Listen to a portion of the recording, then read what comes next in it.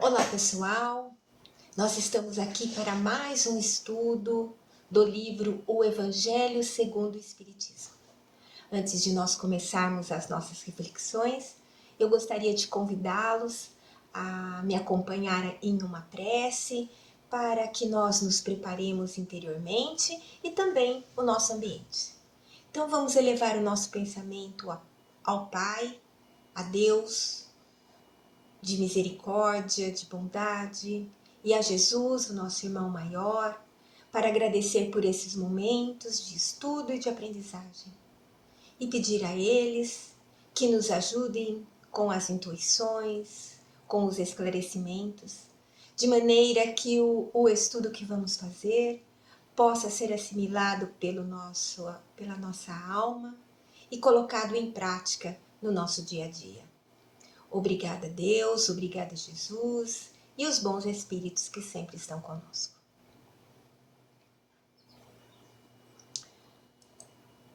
Bem, hoje a nossa reflexão vai ser em torno do capítulo 20 do Evangelho segundo o Espiritismo.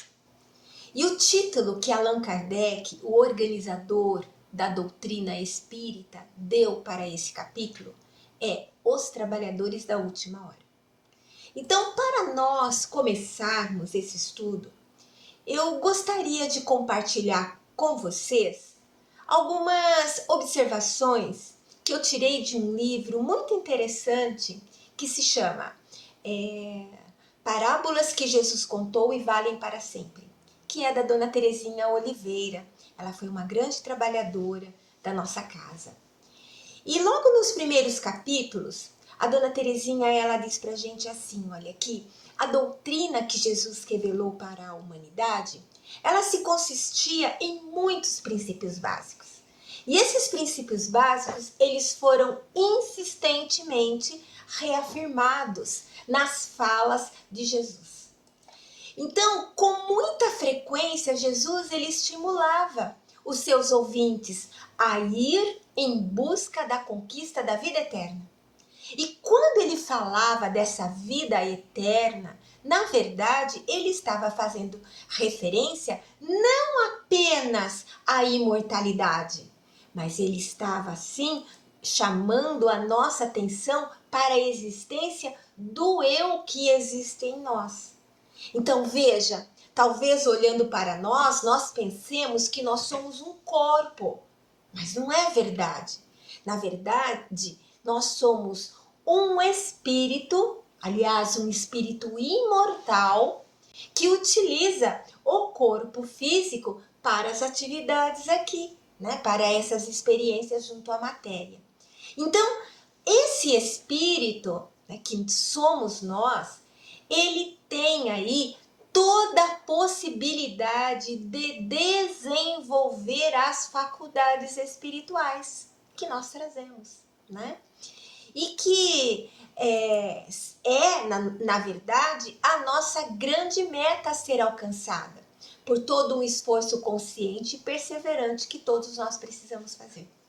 Um outro ponto importante também é que Jesus ele sempre aludia isso reiteradamente ao reino dos céus.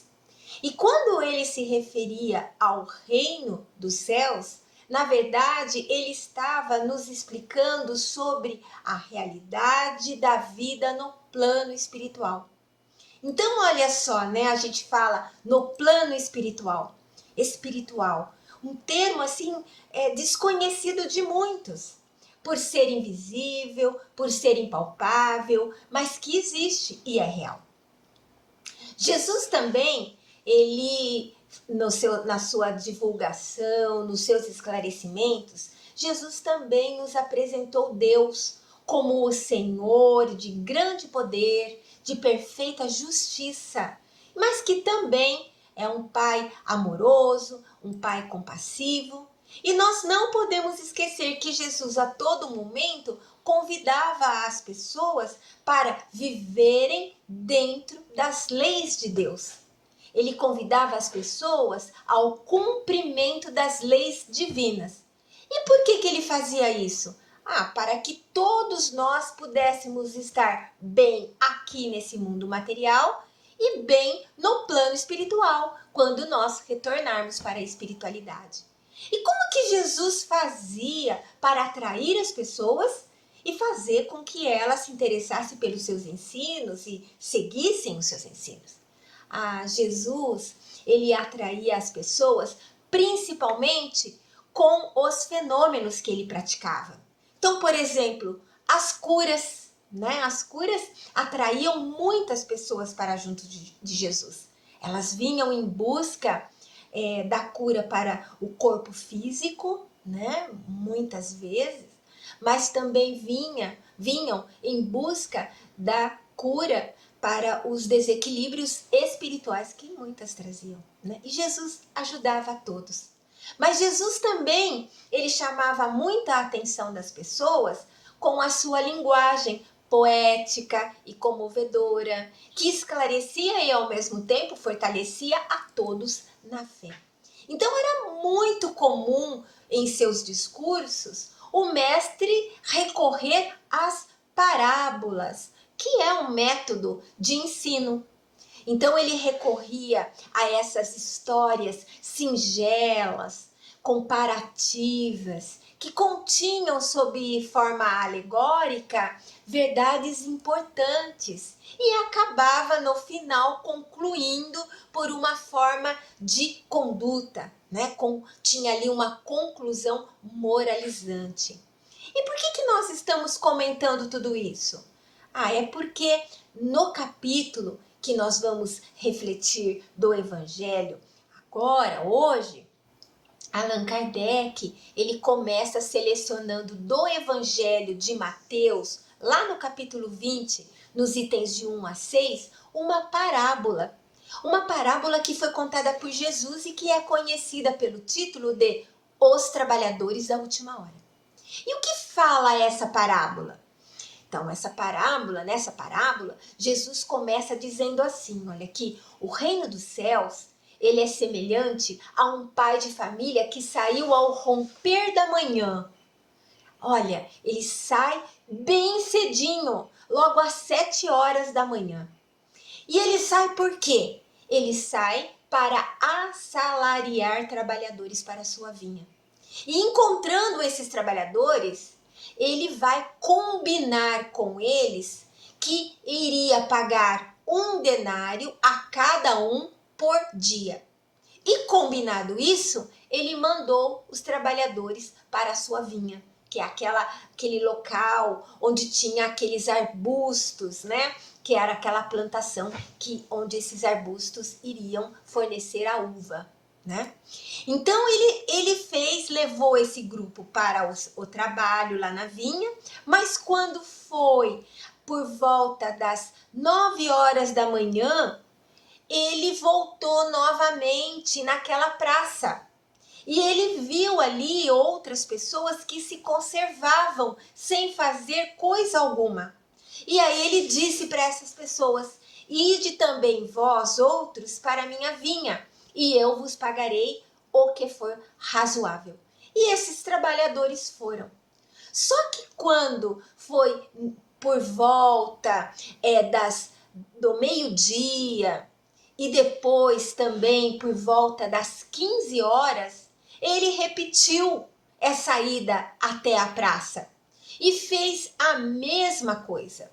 E quando foi mais ou menos por volta das 17 horas, ele voltou lá na praça. E ele viu que ali ainda tinham pessoas que não tinham sido contratadas. E aí ele perguntou para essas pessoas: por que permaneceis aí o dia inteiro sem trabalhar? E essas pessoas responderam: é que ninguém nos assalariou. E aí esse senhor da vinha disse para esses trabalhadores: ide vós também para a minha vinha. Então olha só que interessante essa colocação que Jesus fez. Porque às 17 horas, faltava contratar as pessoas às 17 horas, significava que faltava mais 1 hora apenas para acabar o dia de trabalho. Porque para os judeus, o dia de trabalho começava logo cedinho, às 6 da manhã, e terminava às 18 horas. né? Então tinha 1 hora só de trabalho. Mas aqueles trabalhadores aceitaram o convite e foram. Ao cair da tarde de Jesus, o dono da vinha chamou o encarregado que cuidava dos empregados e disse para ele: chama os trabalhadores e paga-lhes começando pelos últimos e indo até os primeiros. E aproximando então os que haviam chegado às 17 horas, eles receberam um denário também, cada um pelo trabalho realizado. E da mesma forma, o empregado ali, o responsável pelos trabalhadores, pagou os que chegaram às 9 horas da manhã, ao meio-dia e às 15 horas. Todo mundo recebeu um denário. Vindo ao seu turno de Jesus, os que tinham sido contratados na primeira hora, logo às 7 horas da manhã, eles julgaram que iam receber mais. Porém, eles receberam apenas um denário cada um. E ao receberem o valor, eles se queixaram ao pai de família, dizendo assim: estes últimos trabalharam apenas 1 hora, e lhes dás tanto quanto a nós que suportamos o peso do dia e do calor? Mas respondendo, disse o dono da vinha a um deles: meu amigo, eu não te causo dano algum. Não convencionastes comigo receber um denário pelo teu dia? Toma o que te pertence e vai-te. Apraz-me a mim dar a esse último tanto quanto a ti. Não me é lícito fazer o que quero? Tens mau olho porque sou bom? E aí Jesus conclui a parábola dizendo assim: assim os últimos serão os primeiros, e os primeiros serão os últimos, porque muitos são os chamados e poucos os escolhidos. Então, olha só, né? Se a gente quisesse resumir aí a parábola, né? A gente podia dizer assim, olha que essa parábola, ela está falando de um senhor que contrata trabalhadores em diferentes horários, pela manhã, ao meio-dia, à tarde, no final da tarde. E quando eles aceitam trabalhar e realizam o trabalho, ao pagar, todos recebem o mesmo valor. E que isso acaba causando uma estranheza e até uma indignação daqueles que começaram mais cedo. E aí o senhor, o dono ali da vinha, explica que ele não está sendo injusto, porque cada um recebeu o que foi combinado e que ele tem direito de ser generoso e pagar todo mundo igual, né? É isso que Jesus falou nessa parábola. Agora, ela é uma história alegórica, como nós dissemos. Então, nós precisamos tirar o sentido moral dela. E na visão da doutrina espírita, essa parábola, né, dos trabalhadores da última hora, que foi registrada pelo evangelista Mateus, ela é compreendida de uma forma mais ampla. Ela vai além do sentido literal de pagamento em dinheiro. Essa parábola, ela está associada ao progresso espiritual da humanidade. Então, ela tem todo um entendimento que nós podemos tirar segundo a visão da doutrina espírita. E Allan Kardec, quando ele vai explicar essa parábola, ele comenta que toda a pesquisa, todo o estudo dessa parábola, ela está contida nesse livro, que é o Evangelho segundo o Espiritismo. E lá ele explica que essa parábola, ela está profundamente ligada ao chamado que Deus faz a todos nós, em todos os tempos, em todas as circunstâncias, né? E que acontece aí em momentos diferentes, né? Então, a primeira coisa que a gente tem que entender é a respeito desses trabalhadores. Porque, veja, esses trabalhadores, eles representam aqueles que aceitam servir na obra do bem. Seja na tarefa de divulgação do Evangelho, ou no trabalho que nós precisamos fazer em nós mesmos para podermos nos reformar nos melhorarmos, né? É um trabalho importante que precisa ser feito. E representam também esses trabalhadores que se dedicam em prol da humanidade. Então, podem ser pessoas que despertam cedo na vida para as verdades espirituais, como os trabalhadores da primeira hora, ou pessoas que só despertam mais tarde, talvez até no fim da existência, que são os da última hora. E como nós percebemos pela história narrada por Jesus, o chamado ele acontece em momentos diferentes. Por quê? Porque nem todos encarnam com a mesma maturidade espiritual. Alguns necessitam de muitas experiências antes de compreender e aceitar a tarefa de amor, de serviço, né? Então veja, Deus, pela lei da reencarnação, ele oferece inúmeras oportunidades para todos, né? Cedo ou tarde, né? Para que eles atendam aí ao chamado. Outro ponto importante é essa questão do salário ser igual, né? Porque o pagamento para quem realiza esse trabalho, né, junto à humanidade, ele não é o dinheiro, ele é uma recompensa espiritual. Então, essa recompensa espiritual, ela está relacionada à alegria de servir, à paz da consciência e à entrada no reino dos céus. Quer dizer, a nossa alegria e a nossa satisfação de termos cumprido com a nossa obrigação quando retornarmos para o plano espiritual. Né? Então, todos os que aceitam o convite com sinceridade, independentemente de quando o fazem, receberão a mesma dádiva essencial, que é o quê? É a nossa evolução, é o nosso progresso pelo amor e pelo trabalho no bem. Então, isso significa que todos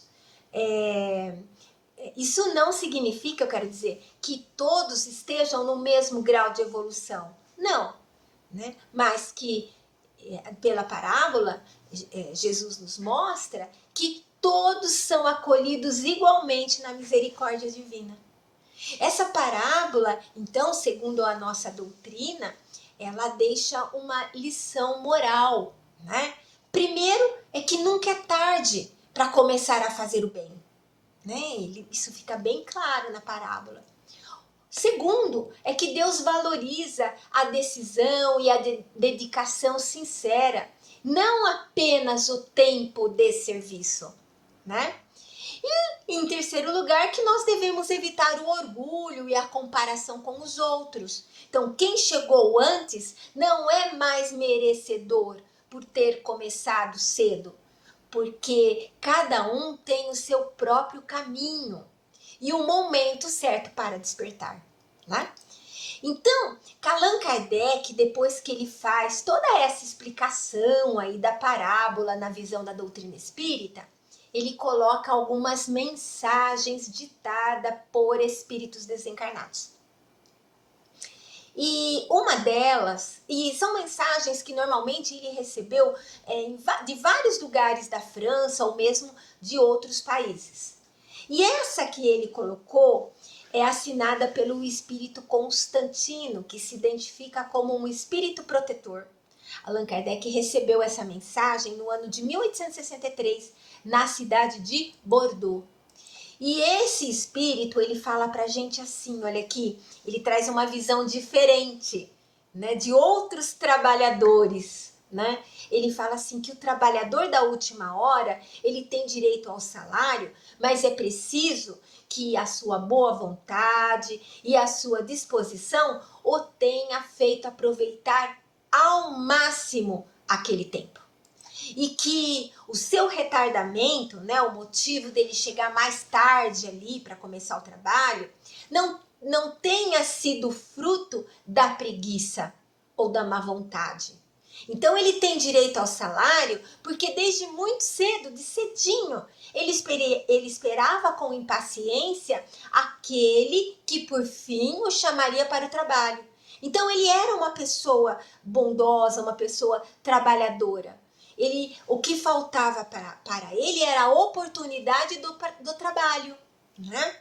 Agora, se ele, diz o espírito Constantino, se ele houvesse se negado ao trabalho a qualquer hora do dia, se ele tivesse dito assim, tenhamos paciência porque o repouso é agradável, ou vamos deixar para amanhã porque quanto mais tarde melhor, esse espírito fala assim, ele não ia receber o salário do trabalhador, né? Mas sim, ele fala, o salário da preguiça, né?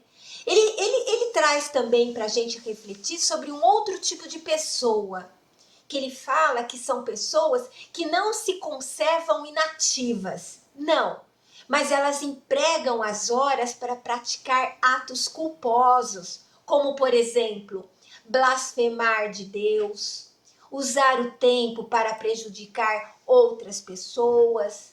E aí ele pergunta, será que o Senhor teria pago salário igual aos dos primeiros?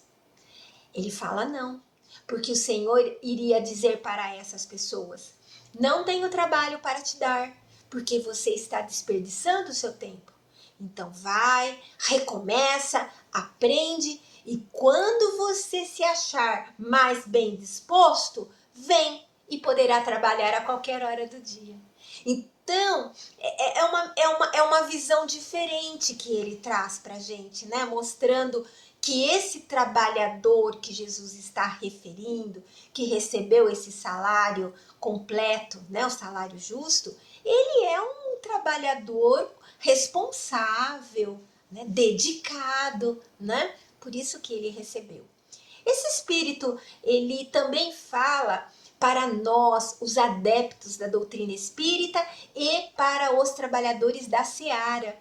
Ele fala assim, olha, bons espíritas, vocês é que são os trabalhadores da última hora.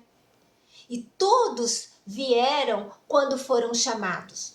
Um pouco mais cedo, outros um pouco mais tarde. E vieram para a reencarnação. Então ele fala assim, ó, há muitos séculos e séculos o Senhor espera todos vocês para a sua vinda, sem que vocês quisessem penetrar nela. Então, empreguem bem a hora que resta para vocês aqui nessa existência.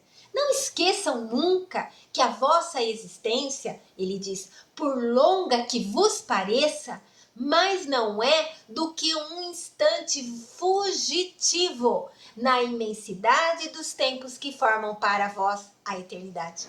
Então olha que bonito, né? Aproveitar o tempo, né, que a gente tem aí. E acho que a gente pode, então, ir passando para a nossa conclusão. E a nossa conclusão, para a nossa conclusão, nós vemos que essa parábola, ela tem aplicação prática para os dias de hoje. Ela não é só uma história contada há mais de 2000 anos por Jesus. Não, porque essa parábola, ela nos ajuda a refletir sobre pontos importantes e nos convida a não desanimar se nós ainda não conseguimos mudar a gente mesmo, né? Tanto quanto nós gostaríamos, mas que é importante que a gente saiba que cada esforço sincero, ele é válido. Ela também nos convida a aceitar todos aqueles que chegam agora para esse caminho da fé ou para realizar um trabalho no bem, né? E que nós não julguemos essas pessoas pelo passado ou pela demora, né? Nos convida a isso. E também nos convida a aproveitar o tempo presente, porque nós não sabemos quanto tempo nós ainda temos para trabalhar na melhoria espiritual nossa né? E das pessoas com quem convivemos, né? Então, são convites importantes. E para concluir, eu gostaria de utilizar um trecho pequenino de uma outra mensagem que Allan Kardec colocou nesse capítulo, e é do Espírito de Verdade. É uma mensagem que Allan Kardec recebeu no ano de 1862, na cidade de Paris. E esse Espírito, num trechinho da mensagem dele, ele diz assim, olha, felizes os que hajam dito a seus irmãos, trabalhemos juntos e unamos os nossos esforços a fim de que o Senhor, ao chegar, encontre a obra acabada. Porquanto o Senhor lhes dirá, vinde a mim, vós que sois bons servidores, vós que soubestes silenciar aos vossos ciúmes e às vossas discórdias, a fim de não causar dano para a obra. Então, olha só, né, um convite importante também. Trabalhemos, ajudemos Deus na tarefa de melhoria espiritual nossa e aí da humanidade. É essa reflexão que nós gostaríamos de deixar. E agora eu gostaria de convidá-los, né, para encerrar com a nossa vibração. Né, uma vibração por nós, mas também por aquelas pessoas que precisam. Então vamos nos preparar novamente, procurando uma sintonia com Deus, né, o nosso Pai, Jesus, o nosso Mestre, e pedir a Deus, né, ele conversar com Deus dizendo assim, Senhor, ampara o nosso propósito de servir, que em teu nome e com o auxílio dos bons espíritos, nós possamos ajudar aqueles que estão mais necessitados do que nós. Pai, há quem possa estar muito infeliz, mas dentro da tua misericórdia há muitos meios de socorro, muitos recursos para reanimar as criaturas. Então, de toda a nossa alma nós te rogamos, abençoa os que sofrem, dá a cada sofredor a suavização de suas dores, um bálsamo para as suas tristezas. Então vibremos.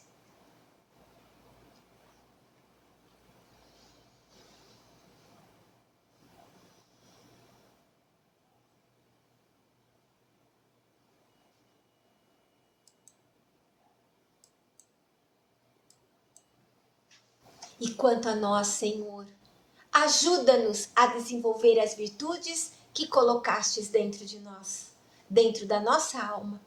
Queremos cumprir bem os nossos deveres para alcançarmos o nosso aperfeiçoamento espiritual e assim chegarmos à verdadeira felicidade. Vibremos por todos nós.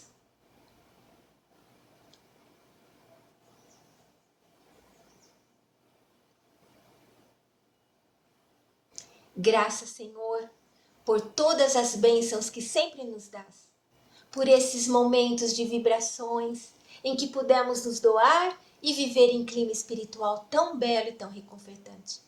Que a paz, o amor e a luz de Jesus esteja conosco, hoje e sempre.